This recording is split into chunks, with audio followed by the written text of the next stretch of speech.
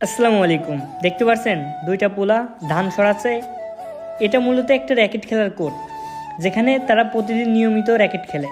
কিন্তু পাশের বাড়ির লোকজন এখানে আজকে ধান রাখছে, কিন্তু পাশের বাড়ির লোকজন চাইলে ধানটা একটু ওই পাশেও রাখতে পারতো, মানে কোটের বাইরে, কিন্তু তারা কোটের মধ্যেই রাখছে।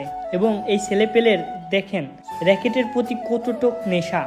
ধান সরিয়ে সরিয়ে র্যাকেট খেলার কোর্টে একটু জায়গা করতেছে, যাতে একটু ব্যাট দিয়ে খেলতে পারে র্যাকেট। তাহলে বুঝেন তাদের র্যাকেট খেলার প্রতি কতটা ভালোবাসা। তাদের কোর্টের মধ্যে ধান থাকা সত্ত্বেও তারা র্যাকেট খেলতেছে।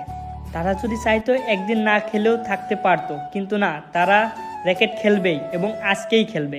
এর থেকে একটা শিক্ষা নেওয়া যায় যে কাজটা যত কঠিনই হোক, ইচ্ছাশক্তি আর মনোভাব থাকলে কাজটা ঠিকই করা যায়।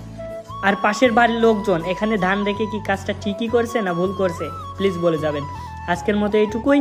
দেখা হবে নেক্সট কোনো ভিডিওতে। আল্লাহ হাফেজ।